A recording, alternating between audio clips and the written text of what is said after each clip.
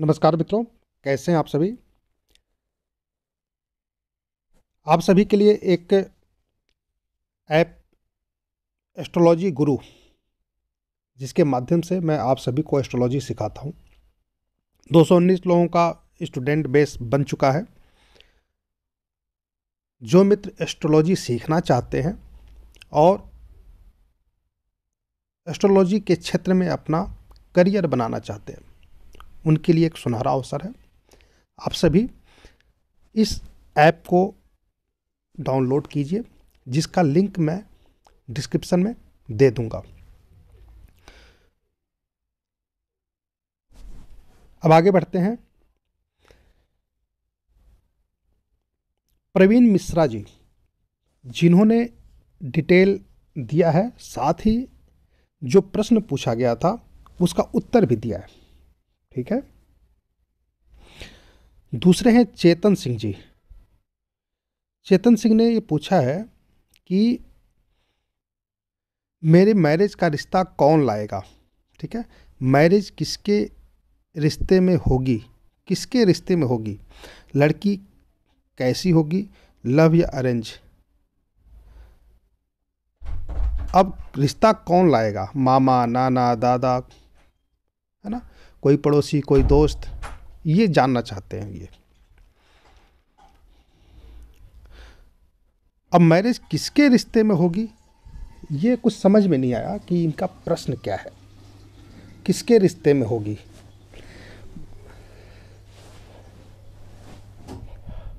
ये ऐसा प्रश्न एक बार और मेरे साथ आया था। वो पाकिस्तान से था। जब प्रश्न पूछा गया था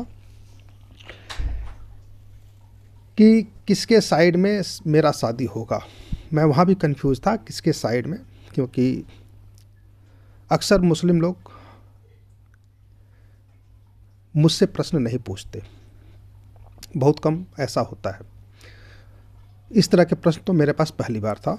फिर मैं उनसे पूछा था तो उन्होंने कहा था कि मदर के रिश्ते के साइड या फादर के रिश्ते के साइड। ठीक है।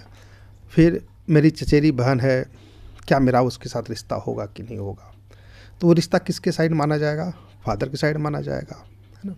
मामा की बिटिया है, उससे शादी होगी कि नहीं, वो किसके साइड माना जाएगा, वो मदर के साइड माना है। थोड़ा सा हमें कन्फ्यूजन होता है समझने में, है ना। तो डिटेल में उनसे चर्चा हुई थी।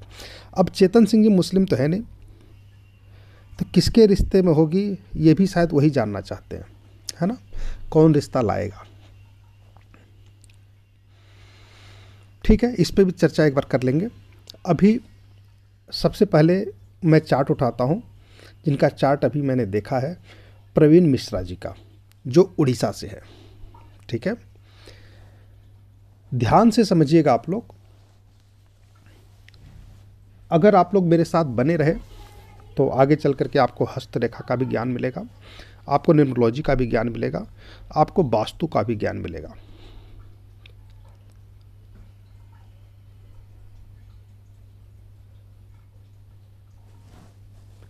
चार्ट को खोल लेते हैं।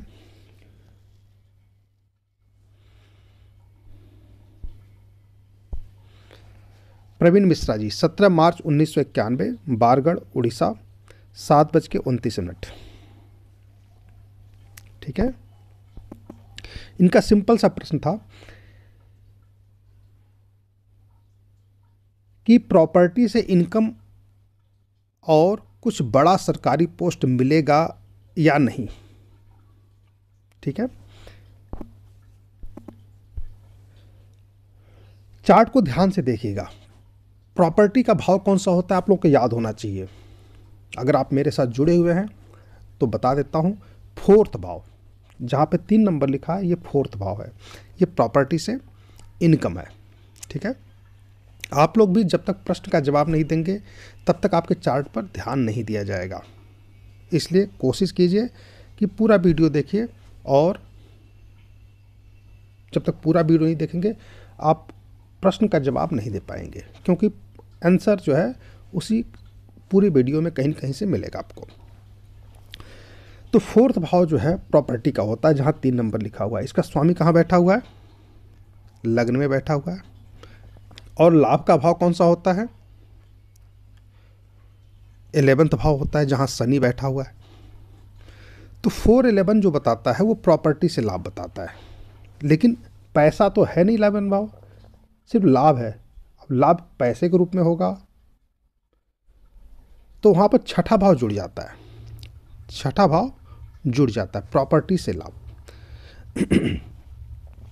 अब प्रॉपर्टी से लाभ भी बहुत सारे इसमें प्रश्न जुड़े हुए पूछा जा सकता है। जब आप सामने होते हैं तो पूछा जा, प्रॉपर्टी से लाभ क्या, किस मतलब क्या है आपका प्रॉपर्टी से लाभ? एक तो प्रॉपर्टी आपकी है, उसको बेचने से लाभ हुआ, ठीक है। तो जब प्रॉपर्टी को बेचने से लाभ हुआ तो वो दूसरा भाव एक्टिव हो जाएगा, वहाँ पर 3, 5, 10 एक्टिव हो जाते हैं। एक होता है प्रॉपर्टी आपके पास, आपने किराए पे दे दिया, तो आप 4, 6, 11 एक्टिव हो जाते हैं। दशा को देखते हैं। अच्छा, प्रॉपर्टी का कारक कौन सा प्लेनेट होता है? वो होता है मंगल, ठीक है। और कौन सा होता है? शनि। भाव कौन सा होता है? 4th भाव। लाभ का भाव कौन सा होता है? 11वां भाव। और जहाँ 5 नंबर लिखा वो छठा भाव। तो जब किराए से इनकम का लाभ होगा तो वो 4, 6, 11 एक्टिव होगा। प्रॉपर्टी को बेचने से लाभ होगा तो 3, 5, 10 भाव एक्टिव हो जाएगा, ठीक है। अब प्रॉपर्टी से लाभ हो सकता है, समझ में उनके प्रॉपर्टी का लाभ है कि भाई मुझे किसी की प्रॉपर्टी मिल जाए,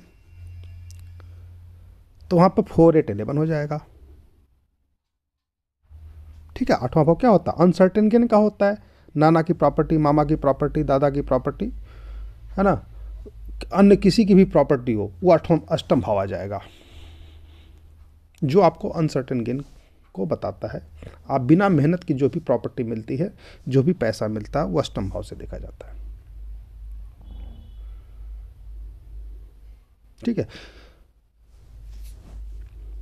चलिए, दशा कौन सी है ये एक बार देख लेते हैं। दशा इनकी चल रही है शुक्र की, और सूर्य की अंतरदशा आएगी सितंबर 2025। तो जब तक सूर्य नहीं आएगा तब तक कोई बहुत बड़ा जॉब मिलने के चांसेस नहीं है, ठीक है। सरकारी में बड़ा पोस्ट इन्होंने पूछा है और प्रॉपर्टी से लाभ पूछा है। तो एज इनकी हो चुकी 34 के आसपास। इस समय कौन सा बड़ा पोस्ट मिल सकता है ना। ये कहाँ पे रहते हैं? उड़ीसा में रहते हैं। वहाँ पे पीसीएस का एग्ज़ाम होता है, स्टेट लेवल का जो गवर्नमेंट एग्ज़ाम होता है, सबसे बड़ा पोस्ट होता है, जिसे हमारे यूपी में पीसीएस कहा जाता है। तो वहाँ भी स्टेट लेवल पे कोई एग्ज़ाम होगा जो इसमें एडीएम, एसडीएम, है ना, एसपी वगैरह बनते हैं। तो उस लेवल का एग्ज़ाम ये क्रैक कर सकते हैं कि नहीं कर सकते हैं, ये एक बार देख लेते हैं। तो शुक्र, मैंने आपको पहले भी जब जॉब के बारे में चर्चा होती है तो शुक्र और गुरु को देखा जाता है। शुक्र गुरु है दैत्यों का, और गुरु जो है हमारे देवताओं के। खास करके गुरु, जुपिटर जो है ये विस्तारवाद के प्लेनेट है, और शुक्र जो है ये चमकदार प्लेनेट है ना। आकाश तत्व गुरु माना जाता है जुपिटर को। तो उसमें तो 100% जॉब मिल जाती है अगर शुक्र में, गुरु में अगर सूर्य चंद्रमा आ गए तो। यहाँ भी शुक्र में सूर्य चंद्रमा आ गए तो भी जॉब मिल जाएगी, स्थिति चेक करना पड़ेगा। तो शुक्र में सूर्य और शुक्र में चंद्रमा सितंबर 2025 से स्टार्ट होगा और फिर मई 2028 तक रहेगा। शुक्र को एक बार चेक कर लेते हैं। देखिए, ये शुक्र राइट हैंड में शुक्र दिया हुआ है 1, 2, 3। ये किसके नक्षत्र में है? 1 केतु के, 1, 4, 5, 10, 11, ठीक है। तो शुक्र क्या बता रहा है कि हाँ 10, 11 यहाँ पे आ रहा है, तो जॉब मिलने के चांसेस हैं। कौन से पोस्ट के? एडमिनिस्ट्रेटिव जॉब, ठीक है। अब सूर्य कैसा है? जब तक सूर्य में 6, 10, 11, 1, 6, 10, 11, 1, 2, 6, 10, 11 नहीं रहेगा, तब तक गवर्नमेंट जॉब नहीं मिलेगा। तो सूर्य में 6, 10 भी है, 1, 10, 11 भी है ना। तो यहाँ पर गवर्नमेंट जॉब को बता रहा है। तो बड़ा पोस्ट मिलने के 100% चांसेस है, क्योंकि आप चार्ट को देखेंगे तो 10-11 लगभग इनके सभी प्लैनेट में मिल रहे हैं, सभी प्लैनेट में मिल रहे हैं 10-11। कारण क्या है कि 10-11 शनि में आ रहा है और किस में है, राहु में है। तो ये शनि राहु कहीं न कहीं नक्षत्र में, सब लॉर्ड में बने हुए हैं सभी प्लैनेट के। सिर्फ अगर मंगल को छोड़ दिया जाए तो मंगल खुद ही 10 नंबर लेके बैठा है, 11 तो नहीं है लेकिन 10 नंबर है यहाँ पे। अब देखा जाए तो 6-11 जरूरी है, 6-11 जरूरी है, तो 6-11 सूर्य में है तो बड़ा पोस्ट इनको मिलेगा, एक जवाब तो बनता है। दूसरा है प्रॉपर्टी का 1-4-11, हम सिंपल सा देख प्रॉपर्टी से लाभ, ठीक है, पहला भाव सेल्फ का, 4 भाव प्रॉपर्टी का, 11 भाव लाभ का। तो 1-4-11 है कि नहीं है, है ना। तो देखा जाए तो 1-4-11 सूर्य में भी आ रहा है, 1-4-11 शुक्र में भी आ रहा है, और 1-4-11 मरकरी बुध में भी आ रहा है, 1-4-11 जुपिटर में भी आ रहा है, और 1-4-11 राहु में भी है, 1-4-11 केतु में भी है, और 4-4-4 काफ़ी है। तो इनको प्रॉपर्टी से भी लाभ मिलेगा, इसमें कोई दो राय नहीं है, ठीक है। हाँ, किराए की प्रॉपर्टी से लाभ जब आता है तो आता है 1-4-6-11, वो शुक्र में नहीं है, सिर्फ सूर्य में है, ठीक है। तो किराए से लाभ नहीं मिलेगा, किराए की प्रॉपर्टी को किराए पर दिया जाए, मकान को किराए पर दिया जाए, उससे लाभ नहीं मिलेगा। सिर्फ राहु और सूर्य में 6-11 दिख रहा है, 1-6-11 दिख रहा है, ठीक है। 4-6-11, ठीक है। तो 2 प्लेनेट है सिर्फ जिसमें 4-6-11 है, लेकिन हाँ प्रॉपर्टी से लाभ बिल्कुल है, 100% है। इनको क्या चाहिए, इनको ऐसा जॉब ढूंढना चाहिए जो इसी से रिलेटेड हो, रेवेन्यू से रिलेटेड हो और लैंड से रिलेटेड हो, लैंड रेवेन्यू से रिलेटेड हो। तो तहसीलदार का जॉब हुआ, एसडीएम का जॉब हुआ, है ना, लेखपाल का जॉब हुआ, जो इस उम्र तक मिल जाता है। उसके पीछे दूसरा तरीका और भी है देखने का, लग्न में सूर्य बैठा है, 9 नंबर जहाँ पे लिखा हुआ है वो नौकरी का है या फिर प्रोफेशन का है, कर्म का है, तो उसका स्वामी जुपिटर वो सूर्य को देख रहा है, ठीक है। नौकरी का भाव कौन सा होता है, 6ठा भाव, उसका स्वामी लग्न में बैठा है तो नौकरी से लाभ। गुरु सूर्य को देख रहा है, तो जो भी इन्होंने प्रश्न पूछा उसका उत्तर जो है यस है, और इनका भाग्य जो है काफ़ी अच्छा है, इनका भविष्य काफ़ी उज्जवल है। जिसके भी चार्ट में आपको 10-11 दिख जाए, 6-10-11 दिख जाए, वो एजुकेशन में बहुत अच्छा होता है, वो उसका करियर बहुत अच्छा होता है। एजुकेशन के लिए तो मैंने लास्ट चार्ट देखा था कि 2-4-5-9-11 जो डॉक्टर बनते हैं, टॉपर होते हैं, उन्होंने चर्चा किया था एक बच्चे के चार्ट पे।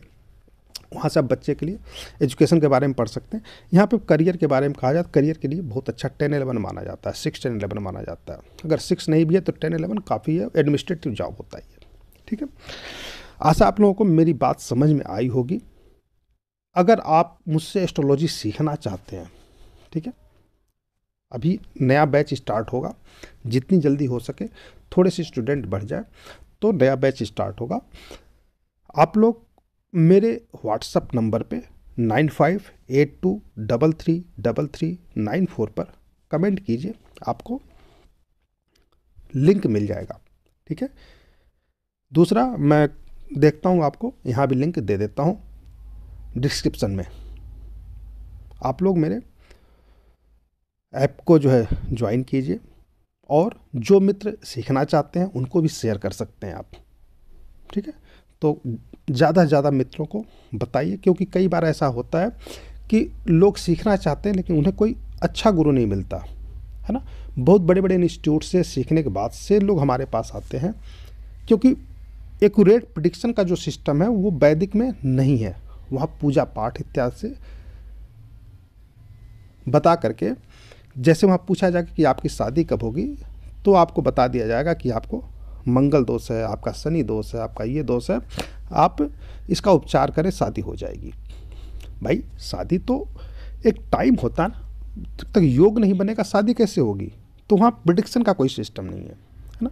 यहाँ प्रिडिक्शन का सिस्टम बताए, जब तक वो योग नहीं आएगा शादी नहीं होगी। चाहे आप पूजा कीजिए, पाठ कीजिए, कूदिए, नाचिए, दंगा कीजिए, कुछ भी कीजिए, नहीं होगी, क्योंकि वो पीरियड नहीं आया, वो योग नहीं बना, है ना। तो वो प्रिडिक्शन का सिस्टम आपको हम समझाएंगे। तो जो मित्र आपके इच्छा रखते हो सीखने का, लेकिन उन्हें कोई लिंक नहीं, कोई अच्छा गुरु नहीं मिलता है, उन्हें कोई पता नहीं चलता कि कौन सिखा रहा है, कई बार वो गलत जगह भटक जाते हैं और पैसे भी बर्बाद हो जाते हैं। तो मामूली सी फीस में, क्योंकि जब मैं आप लोगों को फ्री में प्रिडिक्शन दे रहा हूँ, तो आप समझ सकते हैं कि मैं फीस भी बहुत ज़्यादा आप लोगों से नहीं लेता, क्योंकि पूरे यूट्यूब पे कोई भी ऐसा व्यक्ति नहीं मिलेगा जो फ्री में प्रिडिक्शन देता है। पूरे यूट्यूब पे लाखों करोड़ों वीडियो रोज आते हैं, लेकिन फ्री में प्रिडिक्शन कोई नहीं देता। लोग चर्चा करेंगे, उल्टी सीधी बातें करेंगे और अपना नंबर दे देंगे, मैं मुझे 511,000 जो भी देना है दे दो, फिर मैं बताऊंगा। पहले पैसे दे दो, फिर बताऊंगा, गलत सही जो भी है बाद में बताऊंगा।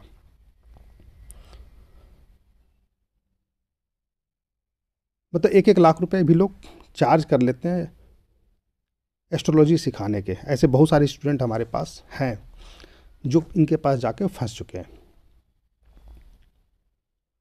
चलिए, चर्चा होती रहेगी जब आप हमारे साथ जुड़ेंगे। वीडियो लंबा ना हो, इसलिए मैं इसको यहीं पर विराम देता हूं। प्रश्न एक बार पूछ लेता हूं। फोर्थ भाव किन चीजों का कारक है? ठीक है, फोर्थ भाव किन चीजों का कारक है?